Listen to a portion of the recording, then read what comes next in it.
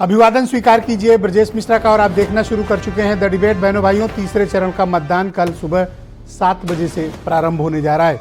उत्तर प्रदेश में इस बार 8 नहीं बल्कि 10 सीटों पर तीसरे चरण का चुनाव है, जो संभल से शुरू होता है और बरेली तक जाता है। बहनों भाइयों, इस एरिया में अगर पुराना इतिहास आप उठाकर देखेंगे तो कभी बहुजन समाज पार्टी, फिर समाजवादी पार्टी और इन दिनों 2014 से लगातार भारतीय जनता पार्टी इस क्षेत्र में बेहद मजबूत स्थिति में रही है। अब जब इस तीसरे चरण में चुनाव गया है, जनता के मन में क्या चल रहा है, इधर के मुद्दे क्या हैं और प्रचार में कौन किस पर भारी पड़ा और किसका नैरेटिव चला और किसका नहीं चला, आज चर्चा इसी विषय में। बहनों भाइयों, अब तीसरे चरण के चुनाव को बस कुछ घंटे बाकी हैं जब मतदान शुरू हो जाएगा। इस पूरे एरिया का सबसे हाई प्रोफाइल मुकाबला मैनपुरी में है, जहां समाजवादी पार्टी के अध्यक्ष अखिलेश यादव की पत्नी और वर्तमान में मैनपुरी की सांसद डिंपल यादव चुनाव के मैदान में। सैफई इसी इलाके में आता है। ये वो इलाका है जहां समाजवादी पार्टी एक वक्त में बेहद मजबूत थी, बेहद ताकतवर थी, लेकिन वक्त के साथ यहां भारतीय जनता पार्टी ने अपने पैर जमा लिए हैं और बीजेपी इस इलाके में बहुत ताकतवर स्थिति में है। इस पूरे क्षेत्र में 10 सीटों में इस वक्त 8 सीटें बीजेपी के पास हैं, मैनपुरी और संभल समाजवादी पार्टी के पास।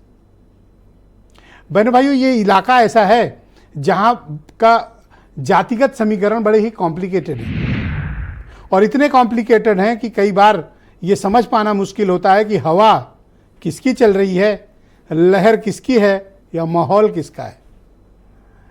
इस इलाके में 3 हाई प्रोफाइल मुकाबले समाजवादी पार्टी की तरफ से हैं।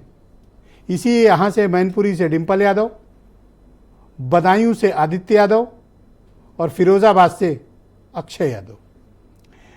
यादव फैमिली के 3 ताकतवर नेताओं का इस फेज में अग्नि परीक्षा है।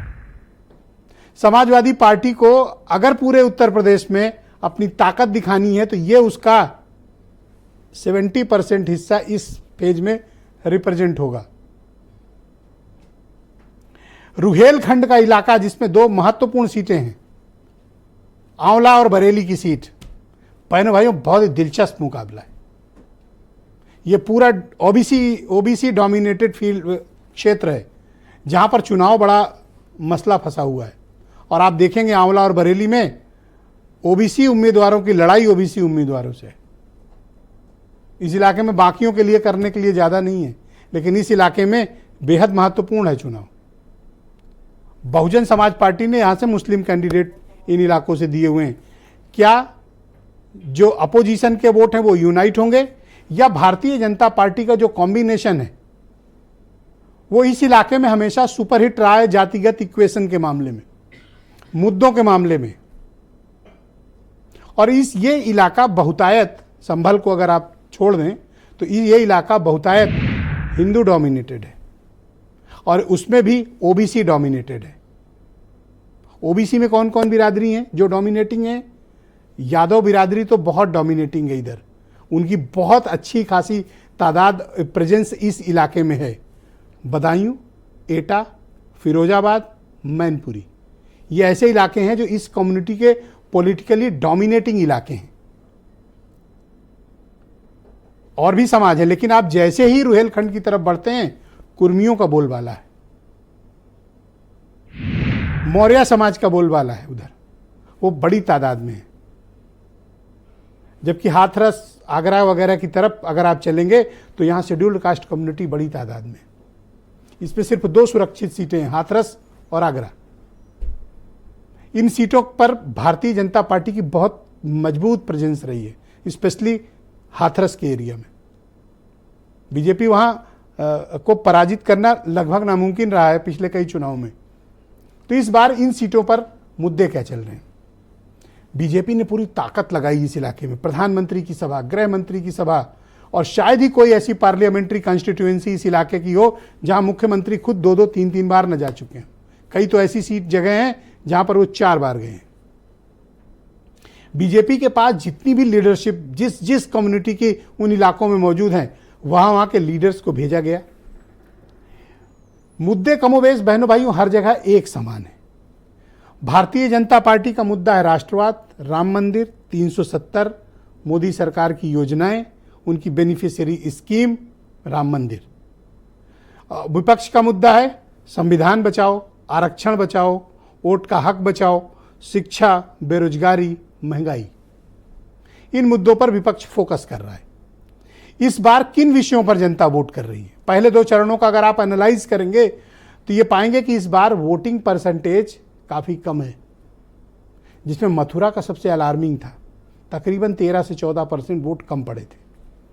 अब जब गर्मी बिल्कुल शबाब पर पहुंची हुई हो, आसमान से आग बरस रही हो, भयंकर गर्मी और धूप हो, लू चल रही हो, शहरों में आपको गर्मी का एहसास कम होता है। जरा गांव की तरफ निकलेंगे ना तो जो लू के थपेड़े और गर्मी का एहसास आप वहीं कर सकते हैं। शहरों में थोड़ा कम इसका प्रभाव रहता है, लेकिन उस इलाके में बहनों भाइयों गर्मी भी उतनी ही चरम पर है। वो भी एक मेजर फैक्टर है इस चुनाव का। ऐसे मौके पर चुनाव हो रहा है, ऐसे मौसम पर। अगर ये चुनाव 55 से 58% के बीच रहता है तो चुनाव फंसेगा, और अगर 60% के ऊपर गया, 62, 63, 64%, 65%, तो चुनाव एकदम क्लियर होगा। डिपेंड करेगा कि वोटिंग पैटर्न क्या है मतदाताओं का।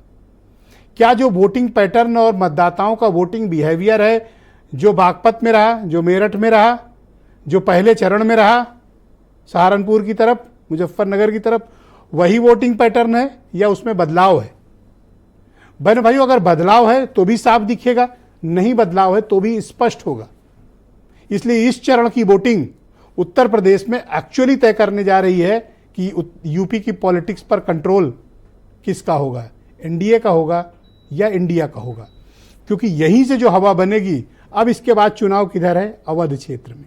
फिर किधर जाएगा चुनाव? ईस्ट यूपी के इलाकों में, और वो बड़ी ही डेंजरस पॉलिटिकल फील्ड है। बहुत मजा आने वाला है आपको। कुछ स्टेटमेंट सुने। वोट के रूप में 7 तारीख को ऐसा बटन दबाना, इंजेक्शन के रूप में ऐसा बटन दबाना तो इसकी चीख दिल्ली तक पहुंचे। मैं इतना ही कहना चाहती हूँ कि तीसरा चरण हो, पहला हो या दूसरा, जनता जानती है कि स्वच्छ स्पष्ट नीति वाली सरकार सिर्फ मोदी दे सकते हैं। देखिए, भारतीय जनता पार्टी ने तो 400 की बात भी करी, जबकि पूरी संख्या भी अगर उनकी जोड़ ली जाए तब भी 400 पार नहीं कर सकते। तो ये तो एक भ्रम फैलाने की बात। अरे सपा बसपा कांग्रेस वालों, तुम्हारा तो यूपी में खाता ही नहीं खुलने वाला है। तो बहनों भाइयों, आज की परिचर्चा को आगे बढ़ाएंगे। समीर सिंह उत्तर प्रदेश में भारतीय जनता पार्टी के प्रवक्ता हैं और उनके मित्र सुरेंद्र राजपूत कांग्रेस के प्रवक्ता मेरे साथ मौजूद हैं। रोहित अग्रवाल राष्ट्रीय लोकदल से हैं। दीपक रंजन हमें थोड़ी देर में ज्वाइन करेंगे, समाजवादी पार्टी के प्रवक्ता हैं। और नावेद सिको, जाने माने पत्रकार, ये भी मेरे साथ कार्यक्रम में मौजूद है। आप सभी का स्वागत और धन्यवाद इस कार्यक्रम में मेरे साथ शिरकत करने के लिए। समीर सिंह जी, कार्यक्रम की शुरुआत आपसे करना चाहता हूँ और मेरा पहला प्रश्न ये है कि इस